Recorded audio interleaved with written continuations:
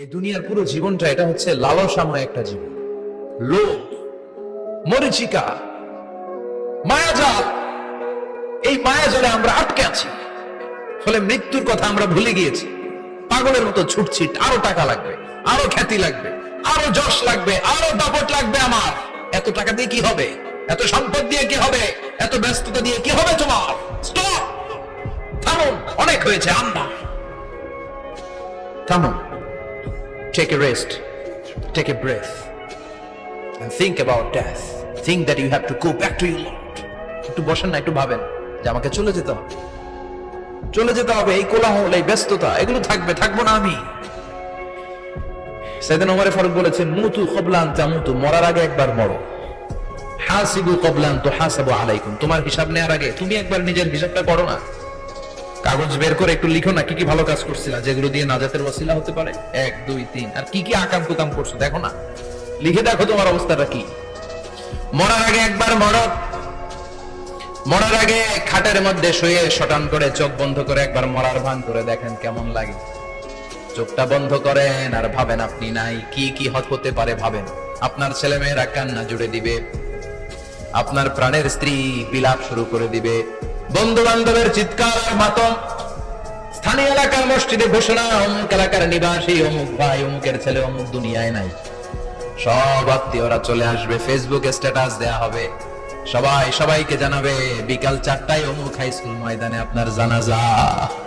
ছুটে আসবে, সবাই ছুটে আসবে আপনাকে শেষ বিদায় দিতে, গুড বাই জানানোর জন্য, আল ওয়াদা, বিদায় জানাতে আসবে সবাই। 4 তাকবীর দিয়ে আপনার জানাজা হবে, অশ্রুসিক্ত জানাজায় আপনার বিদায় হবে। কাঠের খাটিয়ার মধ্যে করে কাঁধে তুলে আপনার কবরে নেওয়া হবে। আগে থেকে খুঁড়ে রাখা কবরটার মধ্যে আপনারে বিছিয়ে দেয়া হবে। বাঁশের কচি দিয়ে তার উপরে মাটির চাপা দিয়ে সব চলে যাবে। ভাবেন না একবার চোখ বন্ধ করে, this is the circle of life, this is the nature of life. এটা সবার হবে, আমার হবে, আপনার হবে। এত মায়া, এত ভালোবাসা কই যাবে? কেউ থাকবে না, সবাই আপনার অন্ধকার কবরে রেখে দিয়ে চলে আসবে। উপরে বাঁশের কঞ্চি, তার উপরে মাটির চাপা, অন্ধকার অন্ধকার। এই অন্ধকার যেন শেষ হতে চায় না, শুধুই অন্ধকার, ঠিক কিনা? এজন্য আমাদের চলে যেতে হবে।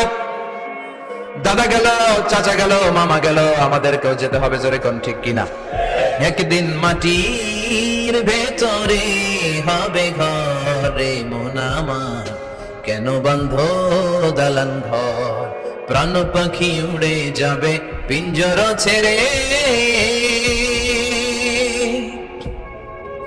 ধরা ধামে সবই রবে, তুমি যাবে চলে। বন্ধু বান্ধব যত, মাতা পিতা যারা সুত, সবই হবে তোমার পরে।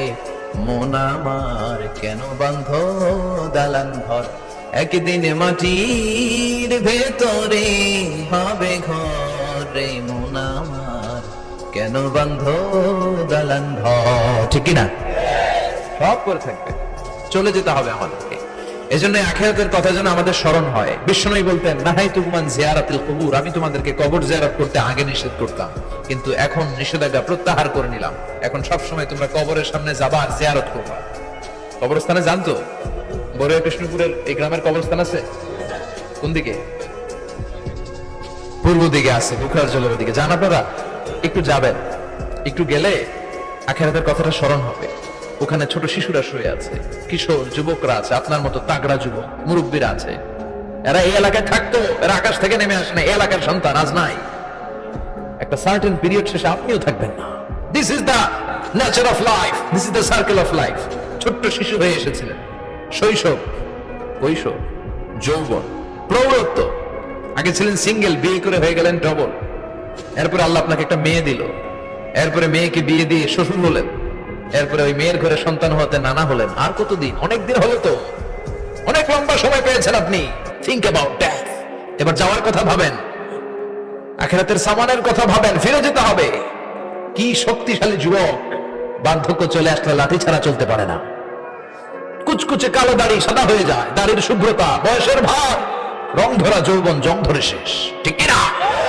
This is the circle of life. যুবক ভাই, এটাই জীবন, চলে যেতে হবে, কেউ থাকতে পারবে না, ঠিক কিনা? এটা রিমাইন্ডার আল্লাহ সূরার ভিতরে দিয়েছেন যে তোমাদেরকে ফিরে যেতে হবে। এই লোভ লালসা ছেড়ে দাও। রব্বুল আলামিন বলেন আলহাকুমুত তাকাসুর হাত্তা যুরতুমুল মাকাবির। ও গোলাম, দুনিয়ার সম্পদ লোভ লালসা তোদেরকে পাগল বানিয়ে দিয়েছে। এই লোভ পাগলামি কোনদিন তোদের থামবে না যতদিন না তোরা কবরে ঢুকবি। ঠিক কি না? কার কথা? আল্লাহ বললেন দুনিয়ার সম্পদ আর লোভ আর মোহে তোমরা গাফেল হয়ে গিয়েছো। আখিরাতের কথা বেমালুম তোমরা ভুলে গিয়েছো। কিন্তু আখিরাতে তোমাদের যেতেই হবে, কবরের বাড়িতে তোমাদের ঢুকতেই হবে। ঠিক কি না? যেতেই হবে। আমরা ভুলে যাই। আলহাকুমুত তাকাসুর, অতিরিক্ত পাওয়ার লোভ, বেশি বেশি খাওয়ার লোভ, বেশি বেশি জমানোর লোভ মানুষকে গাফেল বানিয়ে দিয়েছে। এটা মানুষের স্বভাব। আরো চাই, আরো চাই, এই স্বভাবটা আছে না নাই?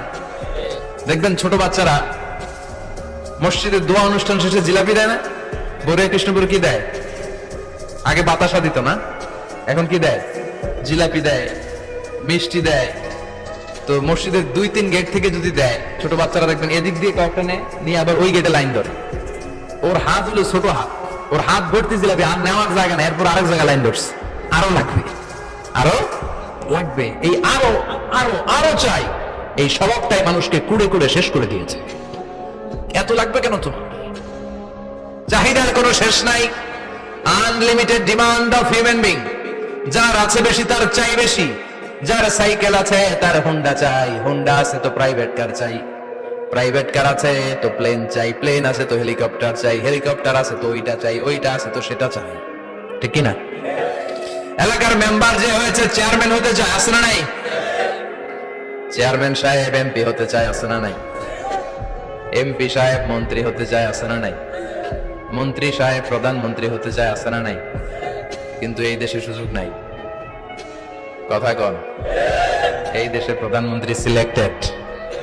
2-3 জনের বাইরে কেউ প্রধানমন্ত্রী হতে পারবি না। ঠিক কিনা? আমার এই জীবনে তো আমি 2-3 জনকে দেখলাম। বেগম খালেদা জিয়া, মাননীয় প্রধানমন্ত্রী শেখ হাসিনার ছোট্টবেলা দেখেছি এরশাদকে। আমরা তখন ছোট। তো মানুষের চাহিদার কোনো শেষ নাই। যার আছে বেশি তার চাই বেশি। এজন্য বিষ্ণু বলেছেন উনজুরু ইলা মান হুয়া আসফালা মিন, তোমার চেয়ে যে খারাপ আছে ওর দিকে তাকাও। ওয়ালা তানজুর মান হুয়া আ'লা মিন, তোমার চেয়ে যে ভালো আছে ওর দিকে তাকাও না, তোমার চেয়ে যে খারাপ অবস্থানে আছে ওর দিকে তাকাও। অনেকে নিজের অবস্থান নিয়ে সুখী না, এরকম আছে না নাই?